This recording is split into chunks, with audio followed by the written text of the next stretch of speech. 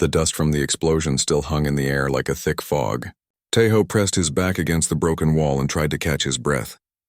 His ears were ringing so loud he could barely hear anything else. The battle had been going for 3 hours now, and somewhere in all the chaos he had lost sight of his unit.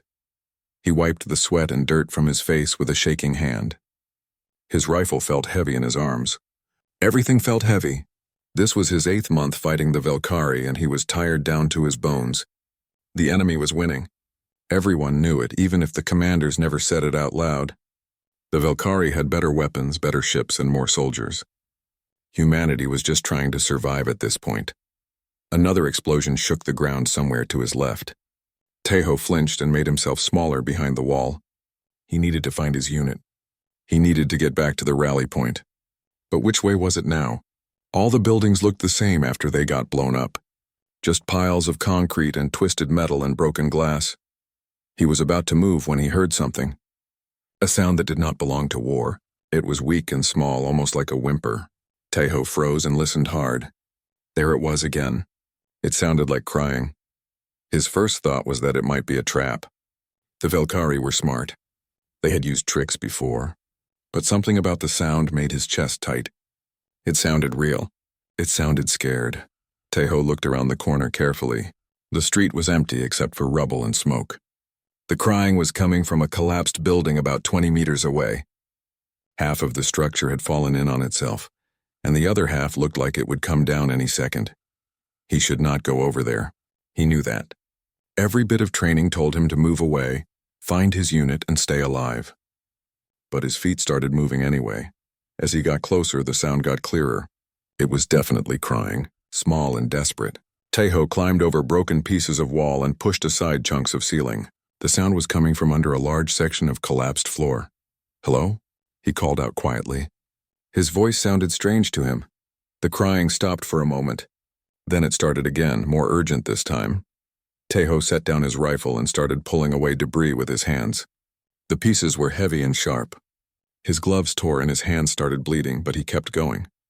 Under a metal beam, he saw movement. Something small and gray. His heart almost stopped. It was a Valkyrie child. Taeho had seen adult Valkyrie before, of course. He had fought them, shot at them, watched them shoot at his friends. But he had never seen a child. The little one was maybe 4 or 5 years old in human terms. They had the same gray skin as adult Valkyrie, the same large dark eyes, but their face was rounder and softer. They were covered in dust and blood. The child looked at him with pure terror in their eyes. They tried to scramble backward but could not move. Their leg was trapped under the beam. For a long moment, Taeho just stared. His mind was empty of thoughts. This was the enemy. This was a Valkyrie. He should leave. He should walk away right now. No one would ever know. This was not his problem. This was not his responsibility. But all he could see was a scared child who was hurt and alone. "It's okay," he heard himself say, even though he knew they could not understand him. "I'm going to help you." He worked faster now, pulling away more debris. The metal beam was too heavy to lift, but he found a piece of pipe and used it as a lever. The child whimpered as the beam shifted, but then their leg came free. They immediately tried to crawl away from him. "Wait," Taeho said, holding up his hands. "You're hurt. Let me help." The child stopped moving but watched him like a trapped animal. Their small leg was bent wrong and bleeding. Taeho slowly reached for his medical kit. His hands were shaking as he pulled out bandages and antiseptic. He had to work fast. The Valkyrie forces were somewhere nearby. They would be searching for survivors. He pointed at the child's leg and then at his medical supplies. The child seemed to understand. They stopped trying to move away and let him come closer. Taeho had treated injuries before, but never on a Valkyrie. He did not know if their bodies worked the same way.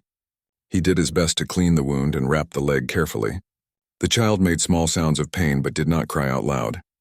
They were brave, he thought. Braver than he had been his first time getting hurt.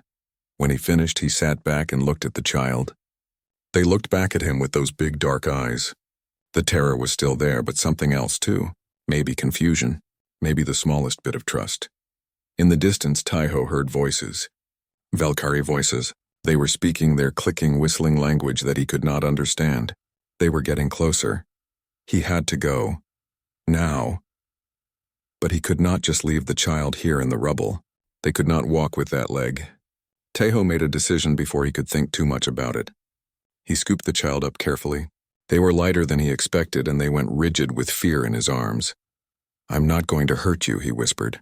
He carried them out of the collapsed building and into what used to be a plaza. He set them down gently in a clear spot where they would be easy to see. Then he pulled out his canteen and put it next to them. He also took out his emergency beacon, switched it on, and placed it in the child's small hands. The voices were very close now. Tejo could hear running footsteps. He looked at the child one more time. They were holding the beacon and staring at him with those huge eyes. He wanted to say something. He wanted to tell them to be strong, to tell their mother they were okay, to tell them that not all humans were monsters. But there was no time, and they would not understand anyway. So he just nodded once, grabbed his rifle, and ran. He ran through the broken streets, his heart pounding in his chest. Behind him, he heard Velkari voices cry out in surprise and relief. They had found the child. Good. Tejo kept running until he found a human patrol. They were surprised to see him alive. He told them he got separated in the fighting and got lost. He did not tell them about the child. He did not tell anyone. But that night, lying in his bunk after the battle was over, he could still feel the weight of that small body in his arms. He could still see those frightened eyes looking up at him. He had saved an enemy child. He had probably committed a crime. But when he closed his eyes, all he felt was relief that he had done it, because in that moment they had not been enemies. They had just been a soldier and a child, and the soldier had made a choice. The transport ship touched down on the landing pad with a heavy thud. Nari was out of her seat before the engines even stopped.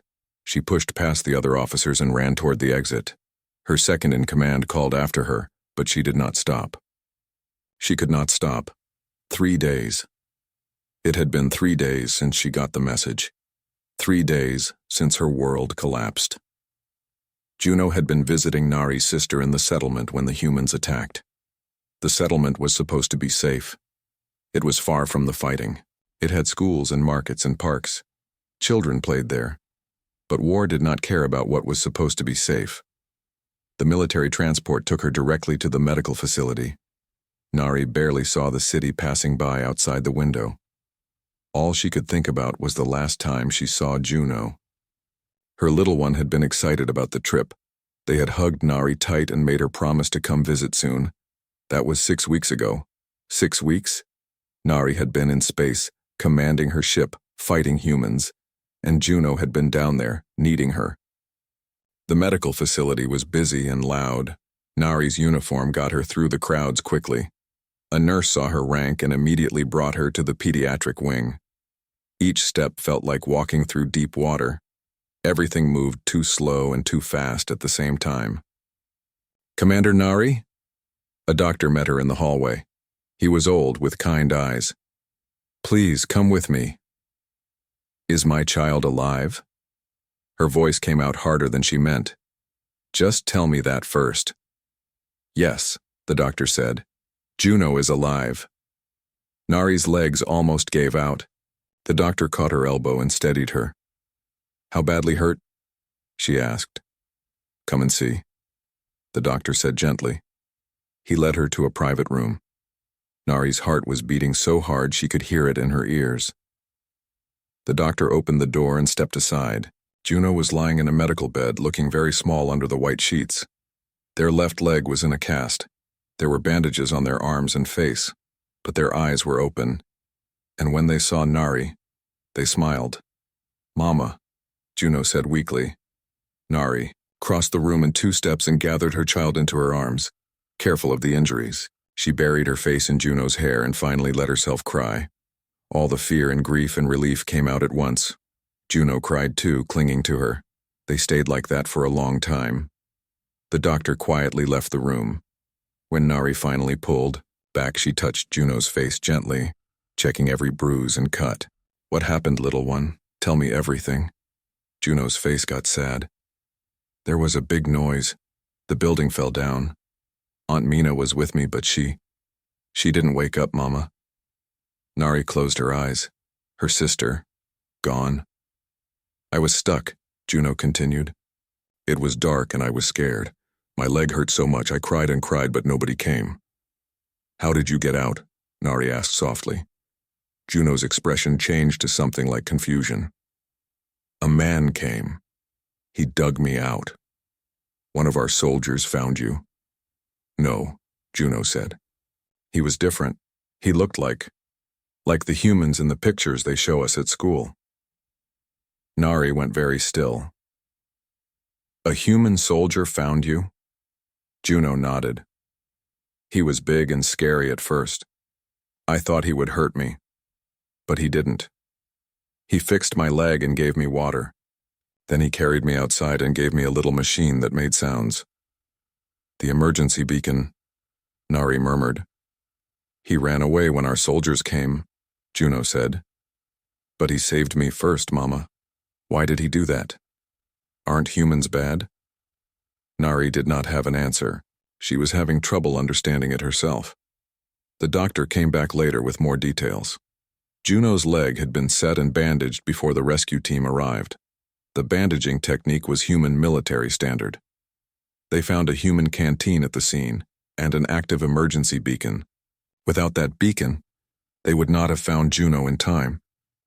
There's more, the doctor said. He pulled up a holographic display. We reviewed surveillance drone footage from the battle. Look at this. The footage was grainy and kept breaking up, but Nari could see enough. A human soldier moving through the rubble, digging, carefully pulling out a small figure, working on them for several minutes, then picking them up and carrying them to safety before running away. Can you identify him? Nari asked, leaning forward. The footage is too damaged, the doctor said. We can see he's human male, probably military based on the gear, but the face is unclear. Nari watched the footage 3 more times. This human soldier had been in the middle of a battle. He could have left Juno to die. He could have killed Juno himself. Instead, he had saved her child. It made no sense. Everything Nari had been taught about humans said they were cruel, violent. They killed without mercy. They were the enemy. But here was proof that one of them had shown more mercy than Nari could understand. Over the next week, as Juno recovered, Nari could not stop thinking about it. She requested all the reports from that battle. She studied the drone footage until she had it memorized. She talked to the soldiers who had found Juno, asking them every detail about the scene. Her commanders were not happy about her focus on this. Commander, your sister died in that attack, her superior officer said. 12 other civilians died too. Why are you worried about one human soldier? Because he saved my child, Nari said. And I need to understand why. He probably wanted to take a hostage and got interrupted, the officer said dismissively. But Nari did not believe that. She had seen the footage. The way the human moved was not rough or hurried. He had been gentle with Juno. He had used his own medical supplies. He had left his canteen and beacon. Those were not the actions of someone planning to take a hostage. At night, she would sit by Juno's bed and watch her child sleep, and she would think about that human soldier. Did he have children? Did he think about what he had done? Did he know that Nari would spend the rest of her life wondering about him? The questions ate at her. She became obsessed. She started collecting information about human military units that had been in that sector. She learned their names, their ranks, their battle histories. Her quarters filled with reports and surveillance images. Mama, are you still looking for him? Juno asked one evening. Yes, Nari admitted. Why? Nari sat on the edge of the bed and took Juno's small hand. Because he did something I don't understand. And I've been a soldier for 15 years and I thought I understood everything about this war. But I don't understand this. Maybe he's just nice, Juno said simply. Maybe, Nari agreed. But in her heart, she knew it was more than that. It was a crack in everything she believed. If one human could show that kind of compassion to an enemy child, what did that mean about the war? What did that mean about everything she had done in the name of protecting her people?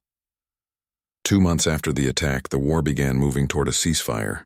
Both sides were exhausted. The fighting had gone on too long and cost too much. Peace talks were scheduled. Nari saw her chance. She submitted a request to join a diplomatic medical exchange program. She would visit human territory under the protection of the ceasefire. Officially, she would be studying human medical techniques. Unofficially, she would be searching for one specific human soldier. Her commanders argued against it.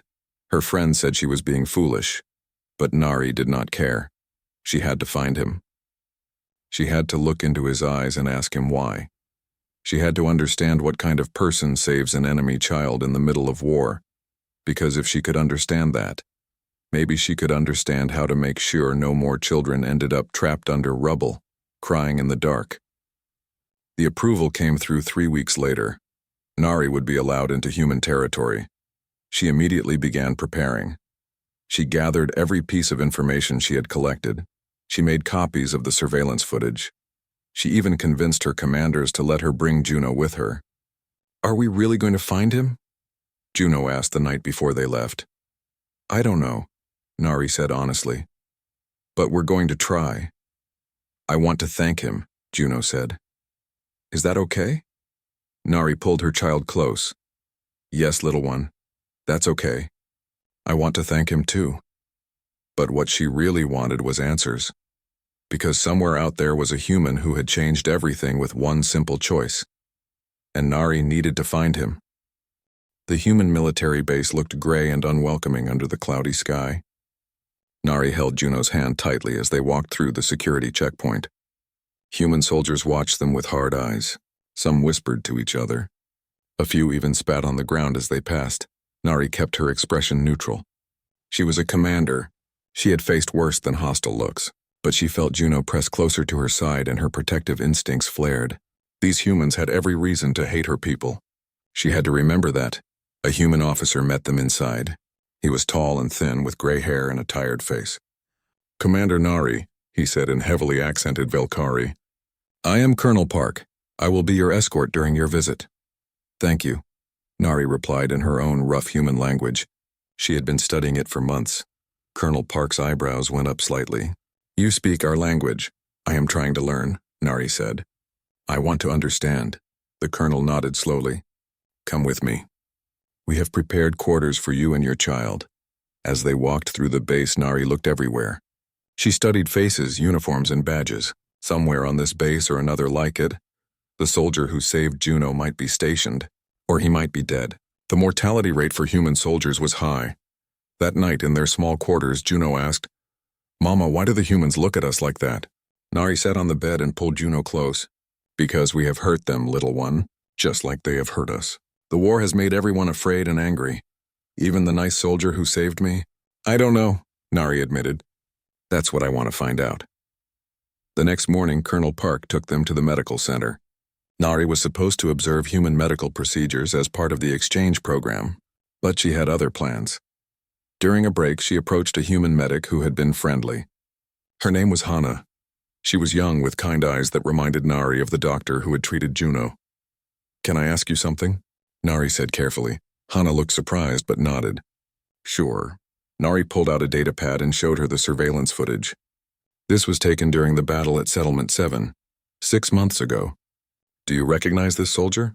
Hana watched the footage, her expression growing serious. "Why do you want to know?" "He saved my child," Nari said simply, gesturing to Juno who was sitting nearby. "I want to thank him." Hana looked at Juno, then back at the footage. "I wasn't at Settlement 7, but I know people who were." "Can I keep a copy of this?" "Yes," Nari said eagerly. "Please." Over the next week, Nari showed the footage to every soldier who would talk to her. Most refused. Some watched it and shook their heads. A few got angry. One veteran, a woman with scars across her face, watched the footage and then stared at Nari with cold eyes. "My brother died at Settlement 7, she said. "Your people killed him. And you want me to help you find one soldier who had a moment of weakness?" "It was not weakness," Nari said quietly.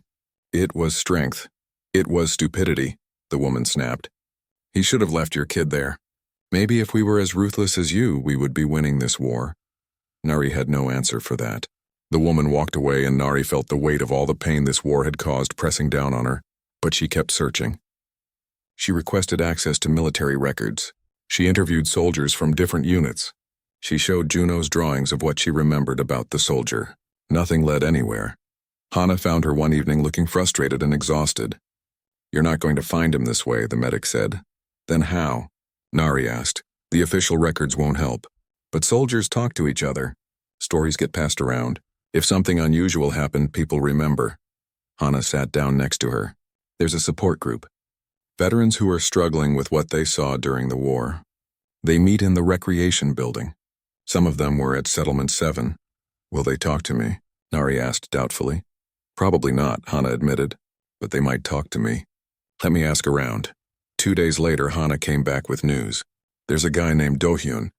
He was at Settlement 7 with his unit. He says he remembers one of his friends went missing during that battle for about an hour. When the friend came back, he was acting strange. Quiet. Wouldn't talk about where he'd been." Nari's heart started beating faster. "Did he give you a name?" "No," Hana said. "He says his friend left the military after the war ended. He's not in touch with him anymore, but he gave me a general area where the friend might have gone. It was not much, but it was more than Nari had before." "There's something else," Hana said. "Do-hyun says his friend was a good person. Really good.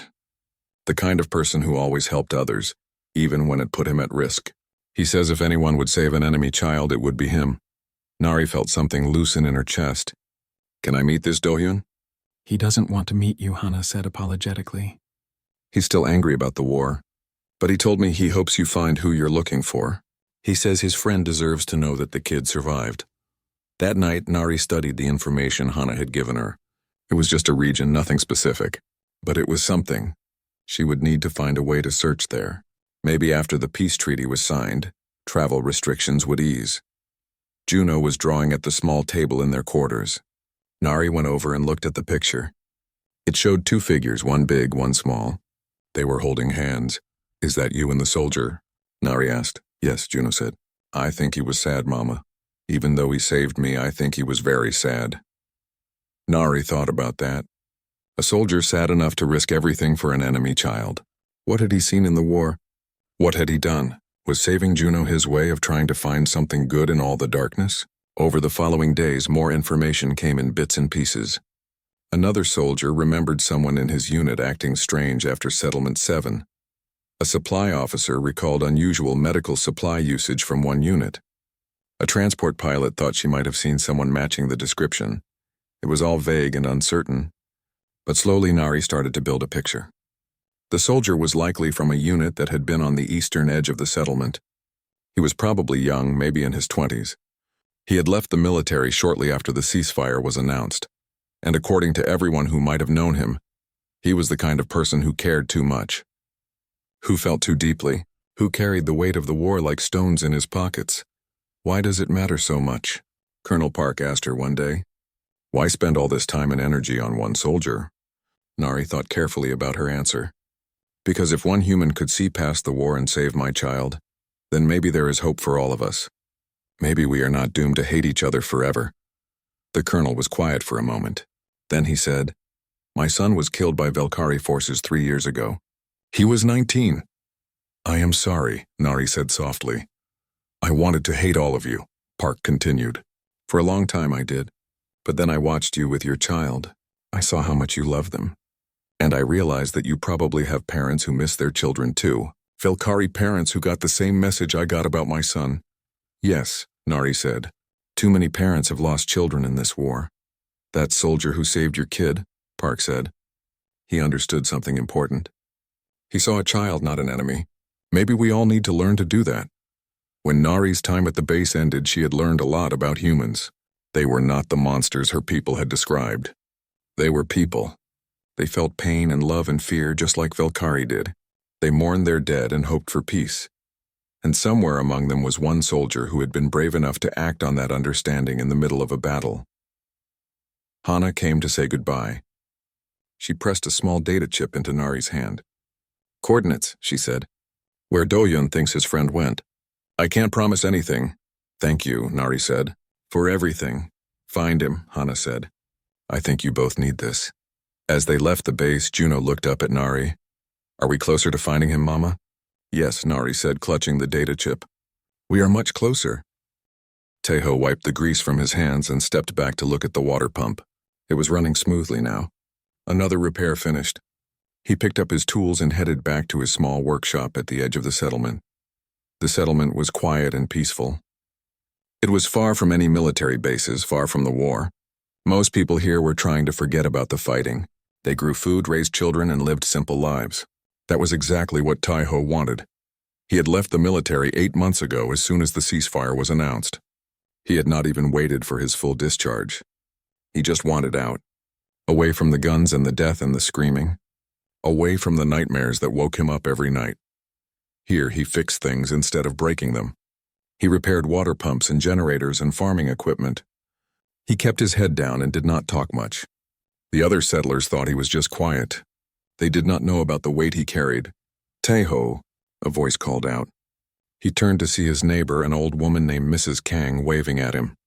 The news says a Velkari commander is on Earth, looking for a human soldier. Can you believe that? Tai-Ho's stomach dropped. What?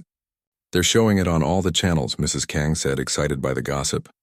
Some Velkari military person with her child. They say a human soldier saved the kid during the war, and now she's trying to find him. Isn't that strange? Tai-Ho forced himself to smile. Very strange. I should get back to work. He walked away quickly, his heart pounding. This could not be happening. He had been so careful to never tell anyone. How did they find out? Back in his workshop, Tai-Ho locked the door and sat down heavily on his workbench. His hands were shaking. He pulled up the news on his old datapad. There it was, on every major channel. The footage showed a Velkari woman in military uniform standing with a small child. The woman was talking to reporters, though Tai-Ho could not understand the Velkari language. But the human translation scrolled across the bottom of the screen. I am looking for the human soldier who saved my child during the battle at Settlement 7. I want to thank him. I want him to know that Juno is alive and healthy. Please, if anyone knows who this person is, help me find him. Then they showed surveillance footage. Tai-Ho's surveillance footage. Him digging through the rubble. Him carrying the small Velkari child to safety. The footage was grainy and his face was not clear, but he recognized himself instantly. His hands started shaking harder. He had to put the datapad down. Someone knocked on his workshop door. Tai-Ho, you in there? It was Do-hyun. His old army friend had moved to the same settlement a few months ago. Tai-Ho considered not answering, but Do-hyun would just keep knocking. He opened the door. Do-hyun came in quickly and closed the door behind him. I saw the news, Do-hyun said without greeting. So? Tai-Ho tried to sound casual. So that's you in that footage? It was not a question. Tai-Ho did not answer. He turned away and pretended to organize his tools. Tai-Ho, I was there that day. Do-hyun continued. I remember you went missing for about an hour. When you came back, you had blood on your uniform and you wouldn't talk about where you'd been. I thought maybe you'd gotten separated and had to fight your way back. But it wasn't that, was it? Just leave it alone, Tai-Ho said quietly. Why? Do-hyun moved to stand where Tai-Ho had to look at him. That Velkari woman has been searching for months. She came all the way to Earth. She clearly wants to meet you. Why are you hiding? Because I don't want to be part of this, Tai-Ho said, his voice getting louder. I don't want to be on the news. I don't want people calling me a hero. I don't want the military questioning why I helped the enemy.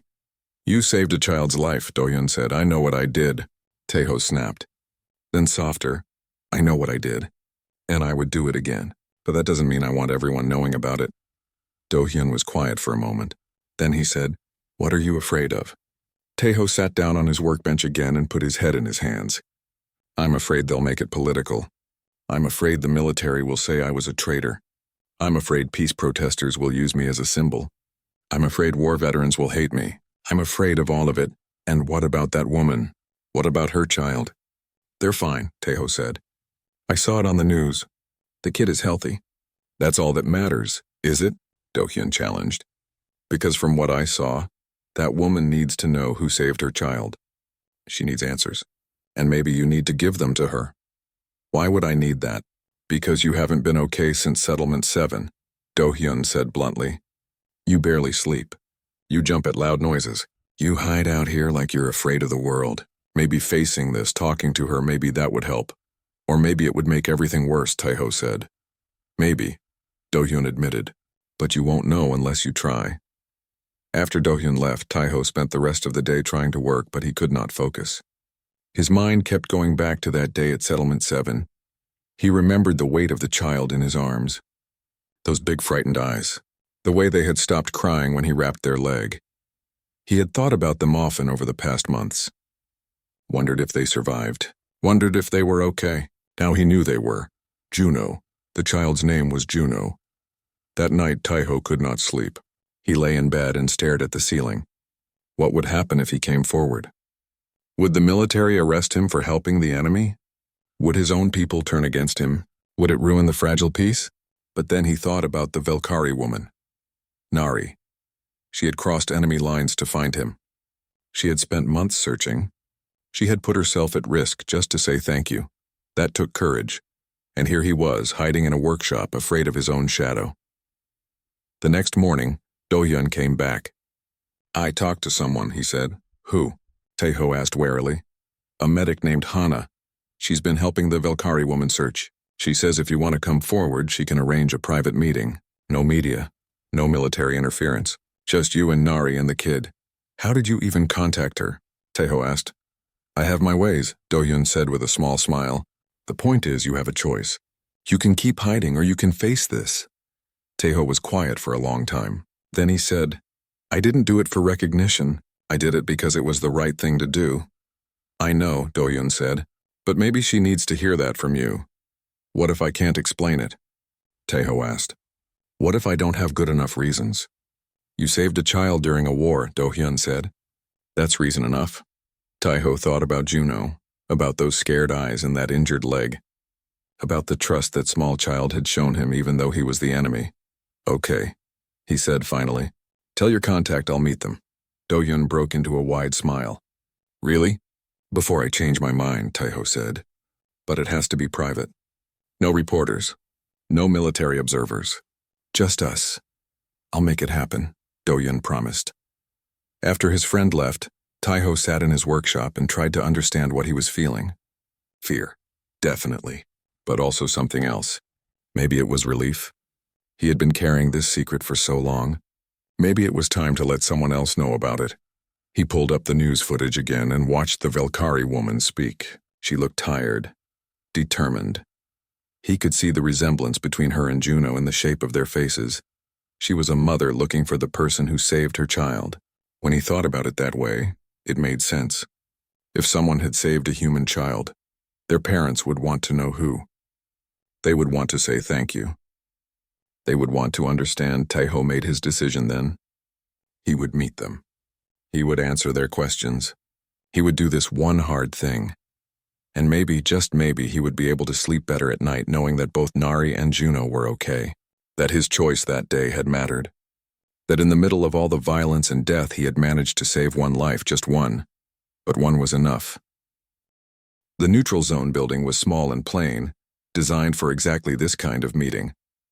It sat on the border between human and Velkari territory, maintained by peacekeepers from both sides. Taeho stood outside for a full 5 minutes before he could make himself walk through the door. Do-hyun had come with him for support but stayed in the transport. You need to do this part alone, he had said. Go on. Inside, Hana was waiting. The medic smiled warmly at him. Taeho, thank you for coming. I know this isn't easy. Is she here? He asked. His voice sounded strange to his own ears. They're in the meeting room, take your time, there's no rush. Hana gestured down a hallway. Taeho walked slowly. Each step felt heavy. What was he supposed to say? How did you talk to someone whose child you saved? What if she was angry? What if she blamed him for not doing more, for not saving others? He reached the door and stopped. His hand hovered over the door panel. He could still leave. He could turn around and walk away and go back to his quiet life. But then he heard a child's voice inside, speaking Velkari. He thought about Juno, and he pushed the door open. The room was simple with just a table and some chairs. 2 Velkari sat on one side. The woman, Nari, stood up quickly when he entered. She was tall and had the bearing of a soldier, but her eyes were soft when she looked at him. The child Juno was smaller than Taeho remembered. Of course they were. Last time he had seen them, they had been covered in dust and blood and fear. Now they wore clean clothes and their leg had healed. They stared at him with those same big, dark eyes. For a long moment, nobody moved. The silence stretched. Then Juno stood up and walked toward him slowly. Taiho knelt down without thinking, bringing himself to the child's level. Juno stopped right in front of him and studied his face. Then they said something in Velkari. Taiho did not understand the words, but Nari translated quietly. They say you look different without the helmet, but they remember your eyes. Taiho's throat felt tight. I remember you too, he said softly. Juno reached out and touched his hand. Their small fingers were warm. Then, in careful, practiced human language, they said, "Thank you." Taiho felt something break inside him. All the fear and tension he had been carrying for months just cracked open. His eyes burned with tears he would not let fall. "You're welcome," he managed to say. Nari came over and gently took Juno's hand. "Come, little one, let's sit down." They all sat at the table. An awkward silence filled the room. Taiho did not know where to look or what to say. Nari spoke first. "I have been searching for you for 6 months," she said in slow but clear human language. "I needed to find you. I needed to understand." "Understand what?" Taiho asked. "Why you saved my child." She leaned forward slightly. "You were in the middle of a battle. You could have died. You could have been caught and punished by your military. But you stopped and you saved an enemy child. Why?" Taiho looked down at his hands. They were scarred from years of work and war. "I don't know if I can explain it properly." "Please try," Nari said. He took a breath. "I heard crying. At first I thought it might be a trap, but something about the sound made me go look. When I found Juno, I saw they were just a scared child, hurt and alone." He paused. "I thought about walking away. It would have been easier, safer. But I couldn't." "Why not?" Nari pressed gently. "Because they were a child," Taiho said simply. "Not Velkari, not human, just a child who needed help. In that moment, nothing else mattered. Not the war, not the sides we were on. Just that they needed help and I could give it." Nari was quiet for a moment. When she spoke again, her voice was thick with emotion. "You used your own medical supplies, your own water. You activated your emergency beacon, which could have brought your enemies right to you." "I know," Taiho said. "You risked your life for a stranger's child." "Yes." "Why?" Nari asked again, more urgently. "I need to understand this. My people say humans are cruel. We are taught that you kill without mercy. But you showed my child more mercy than I can comprehend." Taiho finally looked up and met her eyes. "Maybe what you've been taught is wrong. Maybe what I was taught about Velkari is wrong too.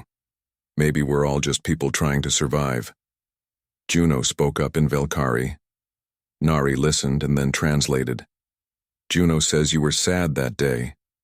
They remember feeling that you were sad even while you were helping." "I was," Taiho admitted. "I was sad about the whole war, about everything I had seen and done. Finding Juno was just one more terrible thing in a long list of terrible things. But it was also a chance to do something good. Maybe the only good thing I did in that whole war." "You fought in many battles?" Nari asked. "Too many." "Did you?" Nari hesitated. "Did you kill any of my people?" The question hung in the air. Taiho knew this might come up. He had thought about how to answer. He decided on the truth. "Yes," he said quietly. "I did. I was a soldier. I followed orders. I shot at people who were shooting at me and my friends.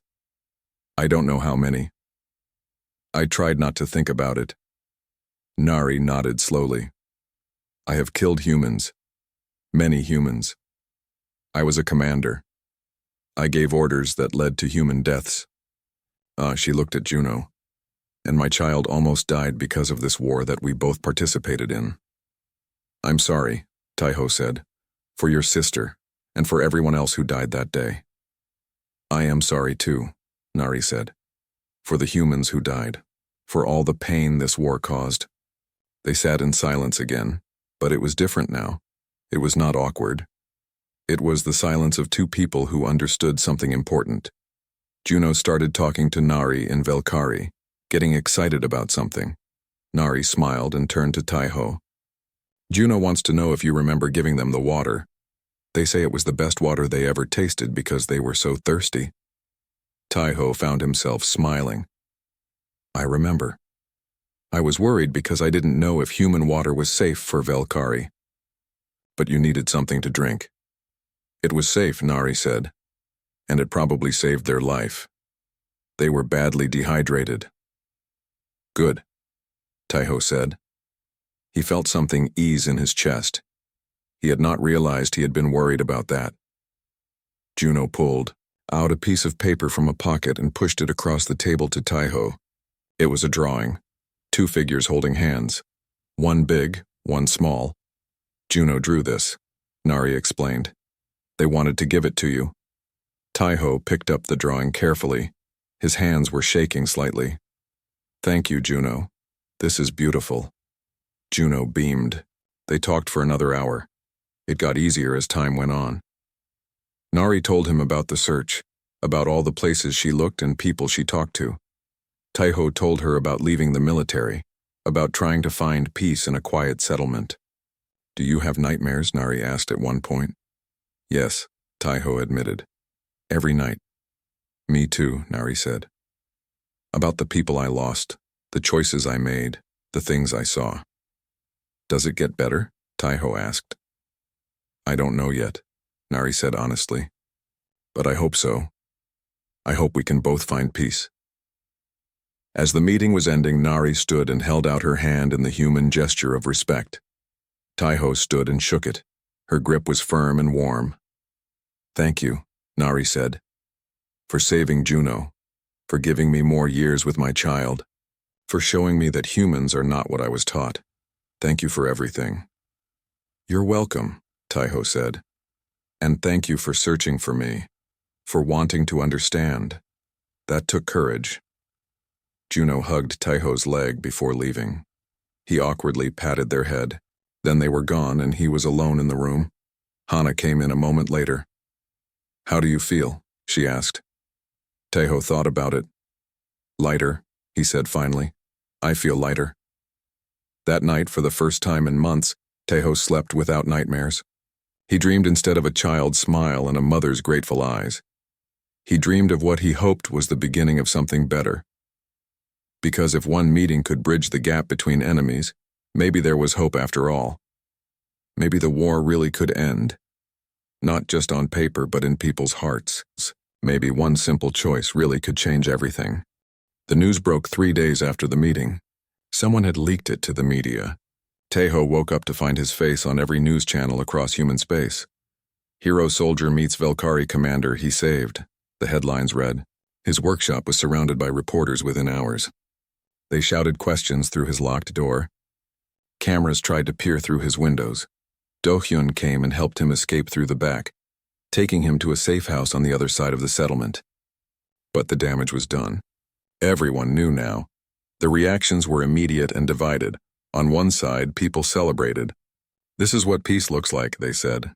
One human's compassion started a bridge between our species. Peace activists used his image in their campaigns. Children wrote him letters calling him a hero. Artists created paintings of him carrying Juno to safety. But on the other side, there was anger. Veterans who had lost friends and family to the Velkari felt betrayed. He helped the enemy, they said. While our soldiers were dying, he was saving their child. Some called him a traitor. Others said he was weak. Taiho tried to ignore all of it, but it was impossible. The story was everywhere. His name was everywhere. His face was everywhere. Nari faced similar problems on the Velkari side. The news of her search and the meeting reached Velkari space like a shockwave. Conservative military leaders were furious. She fraternized with the enemy, they said. She showed weakness by thanking a human. Some called for her to be removed from command. Others questioned her loyalty, but many Velkari saw it differently. Civilian groups praised her for her courage. Parents who had lost children in the war said they understood why she needed to find Taiho. Young Velkari, tired of decades of fighting, saw hope in the story. The divide between those who wanted peace and those who wanted to continue fighting grew wider, and Taiho and Nari found themselves in the center of it all, whether they wanted to be or not. A week after the news broke, the peace negotiators contacted both of them. They wanted Taiho and Nari to appear together at a public ceremony to celebrate the new peace treaty. It would send a powerful message, the human diplomat explained to Taiho over a secure video call. Two former enemies brought together by an act of compassion. It's exactly the kind of symbol we need. I'm not a symbol, Taiho said firmly. I'm just a person who did what anyone should do. But you can help us make this peace last, the diplomat pressed. Your story shows that we're not so different, that we can care about each other's children. Taiho ended the call without agreeing to anything. He felt angry and trapped. This was exactly what he had been afraid of. People using his choice for their own purposes. Nari received a similar request.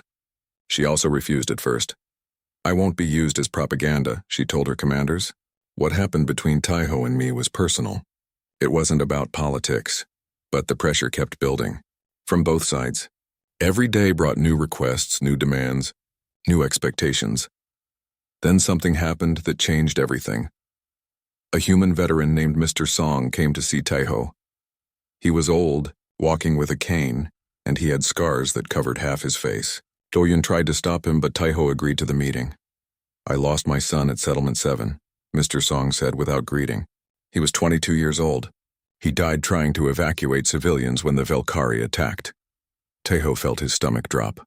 I'm sorry. I was angry when I heard about you, Mr. Song continued. I thought, why did you save a Velkari child when you couldn't save my son? Why did their child get to live when mine died? Taiho had no answer. He felt the weight of that question like a stone. But then I saw the footage, Mr. Song said.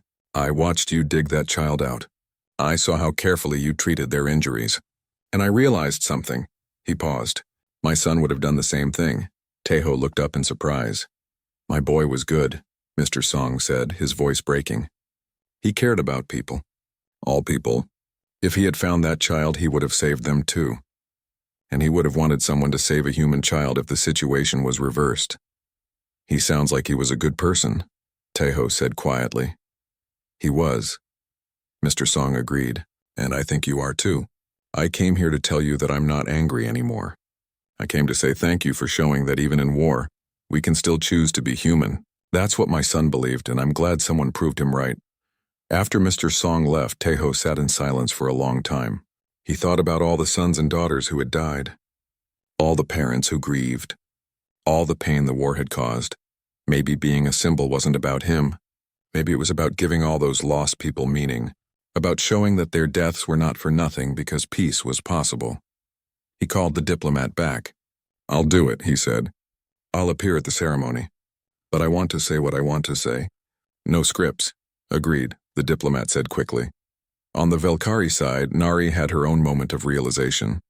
A young Velkari soldier came to see her. The soldier had been injured in the war and was missing an arm. Commander, the soldier said, I wanted to thank you. For what? Nari asked, confused. For finding that human soldier. For showing us that they're not monsters. The young soldier looked down. I have nightmares about the humans I killed. I see their faces. I wonder if they had families. Your story helped me understand that they did. That they were people like us. It doesn't make the nightmares go away, but it helps me understand why we need peace. Nari felt tears in her eyes. I'm sorry for what this war did to you. We all did things we regret, the soldier said. But now we can do better. Your story gives us permission to do better. That night, Nari contacted the peace negotiators. I'll attend the ceremony, she said, for all the soldiers who want to believe peace is possible. The ceremony was planned for the neutral zone, the same place where Taiho and Nari had first met. But this time, there would be cameras and crowds and officials from both sides. As the day approached, Taiho grew more nervous. Dohyun stayed with him, helping him prepare. What am I supposed to say? Taiho asked. How do I explain it to thousands of people when I could barely explain it to Nari? Just tell the truth, Dohyun said. That's all anyone wants to hear. Meanwhile, Juno was becoming famous too. The child appeared in educational programs talking about the human who saved them. Juno's simple way of explaining things touched many hearts. He helped me because I needed help, Juno said in one interview. That's what good people do. They help. Children on both sides started drawing pictures of Taiho and Juno. They started playing games where they pretended to save each other instead of fighting. Something was shifting in the younger generation. The day before the ceremony, Hana arranged another private meeting between Taiho and Nari. They met in the same room as before. Are you ready for tomorrow? Nari asked. No, Taiho admitted. You? No, Nari said with a small smile. But we'll do it anyway. I never wanted this, Taiho said. The attention. The pressure. I know, Nari said. Neither did I, but maybe it's not about what we want anymore. Maybe it's about what everyone else needs. What do they need? Taiho asked. Hope, Nari said simply. They need to believe that peace is possible, that we can stop hating each other. You and I, we proved that's true. Now we have to show everyone else, Taiho nodded slowly. I just hope I don't let them down. You won't, Nari said with certainty. Because you're going to do what you always do. You're going to do the right thing. They talked late into the night, preparing for what was to come. Two former enemies who had become something like friends. Two people who had been changed by one moment in a war neither of them wanted. Tomorrow, they would stand in front of the whole galaxy and try to explain what happened. Try to give people hope. Try to prove that peace was worth fighting for. And somewhere in all of that, Taiho hoped he could stay true to the simple choice he had made in the rubble of Settlement 7. To see a child instead of an enemy. To choose compassion instead of hate.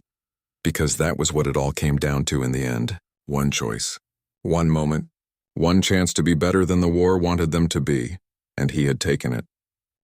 The ceremony took place exactly 1 year after Taiho had pulled Juno from the rubble. The neutral zone building had been transformed. Flags from both human and Velkari governments hung side by side.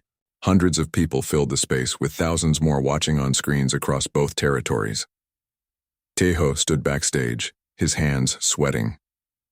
He wore his old military uniform cleaned and pressed. It felt strange on him after months of wearing simple work clothes. Do-hyun stood beside him, a steady presence. You can do this, Do-hyun said quietly. On the other side of the stage, Nari waited with Juno. The child wore formal Velkari clothing and looked nervous. Nari placed a gentle hand on Juno's shoulder and said something that made them smile. The ceremony began with speeches from diplomats and politicians. They talked about the peace treaty, about the end of hostilities, about building a new future together. Taiho barely heard any of it. His heart was beating too fast. Finally, it was time. A diplomat called his name. Taiho walked onto the stage and the lights hit him like a physical force. The crowd was massive. Cameras pointed at him from every angle.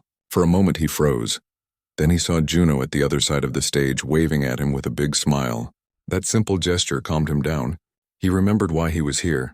Nari walked out next, moving with military precision but with warmth in her eyes when she saw him. They met in the center of the stage and shook hands. The crowd erupted in applause. When the noise died down, a moderator asked them to share their story. Nari went first, speaking in Velkari with a translator providing the human language version. 1 year ago, I almost lost everything, Nari said. Her voice was strong but emotional. The war took my sister. It almost took my child. I hated humans. I thought they were cruel and without honor, but then I learned that a human soldier had saved Juno, and I had to understand why. She paused and looked at Taiho. What I found was not a monster. I found a person who made a choice. In the middle of violence and death, he chose to save a child, not because they were Velkari or human, just because they were a child who needed help. The crowd was silent, listening to every word. I spent months searching for this person, Nari continued, and when I found him, I asked him why. His answer was simple. He said that no war is worth a child's life. In that moment, I understood that everything I had been taught about humans was wrong. They are not monsters. They are people just like us. They love their children. They feel pain. They want peace. She turned to face the crowd fully. If we want this peace to last, we must all make the same choice Taiho made. We must choose to see people instead of enemies. We must choose compassion over hate. That is the only way forward. When she finished, the applause was deafening. Nari stepped back and now it was Taiho's turn. He stepped up to the microphone, his mouth dry. He had not prepared a speech. He had decided to just speak from his heart. I'm not a hero, he began. His voice shook slightly. I'm just someone who did what anyone should do. I heard a child crying and I couldn't walk away. That's all. He looked out at the crowd, human faces and Velkari faces all watching him.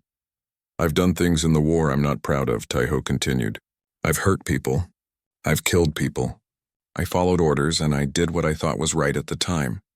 But I don't know if it was right. I don't know if any of it was worth what we all lost. The crowd was completely quiet now. When I found Juno, I had a choice, Taiho said. I could leave them there and follow my orders. Or I could help them and risk everything. For a second, I thought about walking away. It would have been easier, safer. But then I looked at them and all I saw was a scared child. And I realized that the war wanted me to see an enemy, but I chose to see a child instead. He paused, gathering his thoughts. That's what this piece has to be about. Choosing to see each other as people. Choosing to care about each other's children like they're our own. Choosing compassion even when it's hard. Taiho looked at Nari and Juno. I didn't save Juno for recognition or peace. I saved them because it was the right thing to do. But if that choice can help build something better, if it can stop other children from being trapped under rubble, then I'm glad I made it. He turned back to the crowd. We all have that choice. Every day. We can choose to hold on to hate or we can choose to build something better. It's not easy. But it's possible. Nari and I are proof of that. A human soldier and a Velkari commander standing here together. If we can do it, so can everyone else. The applause started slowly and then built into a wave that washed over the entire space. People were standing, clapping, some crying. Taiho stepped back, feeling overwhelmed. Then Juno walked over and took his hand. The child took Nari's hand with the other. They stood there together, the three of them, while cameras flashed and people cheered. After the ceremony, there was a reception. Taiho met people from both sides. Many thanked him. Some shared their own stories of loss and hope. A Velkari parent whose child died in the war shook his hand and said, I wish someone had saved my daughter like you saved Juno. But I'm glad you saved them. At least one child survived. A human veteran with one leg told him, I lost my leg fighting the Velkari. I hated them for years. But your story made me think. Maybe the soldier who shot me was just scared like I was. Maybe they're haunted by it like I am. Maybe we're all just people who got caught in something terrible. Taiho listened to each person, taking in their words and their pain and their hope. Later, in a quiet moment, Nari found him. How are you holding up? She asked. I don't know, Taiho admitted. It's a lot. It is, Nari agreed. But I think we did something good today. I think we gave people permission to heal. I hope so, Taiho said. Juno ran over, excited. Taiho, Mama says we're starting something new. A foundation to help families find each other after the war. Will you help? Taiho looked at Nari in question. I've been thinking about it for months, Nari explained. So many families were separated during the war. Human and Velkari. Children lost parents. Parents lost children. We could help them find each other. Help them reconnect. Why me? Taiho asked. Because you understand what it means to save a life, Nari said.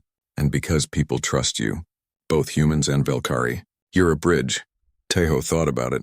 He had wanted to go back to his quiet life. To hide in his workshop and fix water pumps. But maybe that was not enough anymore. Maybe he had a responsibility to do more. Okay, he said. I'll help. Juno cheered and hugged him. Over the child's head, Nari smiled at him with gratitude and something like friendship. Over the next months, the foundation grew. They located separated families. They arranged reunions. They helped people heal. It was hard work, but it was good work. Taiho found himself traveling between human and Velkari territories, meeting families, hearing stories. Each reunion reminded him why his choice had mattered. Each family brought back together was proof that peace was possible. He also started talking to groups of children, both human and Velkari children. He told them his story, but he also listened to theirs. He taught them that they had a choice in how they saw each other. In one session, a young human boy asked, Are the Velkari really bad? No, Taiho said. They're just people. Some are good, some are bad, most are somewhere in between, just like humans. But they hurt us, a Velkari girl said. And we hurt them, Taiho replied. The war hurt everyone. But the war is over now. Now we get to choose what comes next. What should we choose? Another child asked. Taiho looked at Juno, who was sitting in the front row. Choose to see each other as people. Choose to help when someone needs help. Choose to be friends instead of enemies. It's that simple. A year after the ceremony, Taiho stood in his old workshop. But it was different now. One wall was covered with pictures. Families he had helped reunite. Children he had talked to. Letters from people thanking him. Do-hyun visited him that day. "You did good," his friend said. "Really good." "I just made one choice," Taiho said. "Yeah," Do-hyun agreed. But it was the right one, and it started everything else. That evening, Taiho video called Nari and Juno. They talked about the Foundation's progress, about upcoming reunions, about plans for the future. "Juno wants to become a teacher," Nari said. "They want to teach human and Velkari children together. Show them how to understand each other." "That's perfect," Taiho said, smiling at Juno through the screen. "What about you?" Nari asked. "What do you want?" Taiho thought about it. "I want to keep doing this. Helping people. Building bridges. Making sure what happened to us means something." "It already means something," Nari said softly. "You saved my child. You gave me hope. You showed me that peace is possible. That means everything." After the call ended, Taiho sat in his workshop and looked at the drawing Juno had given him a year ago. Two figures holding hands. One big, one small. He thought about the war. About the things he had seen and done. About the nightmares that still woke him sometimes. But he also thought about Juno's smile. About the families he had reunited. About the children who were learning to see each other as friends instead of enemies. One choice had led to all of this. One moment of compassion in the middle of chaos. People called him a hero, but he did not feel like one. He just felt like someone who had done what was right. And maybe that was enough, because in the end, that was what being human meant.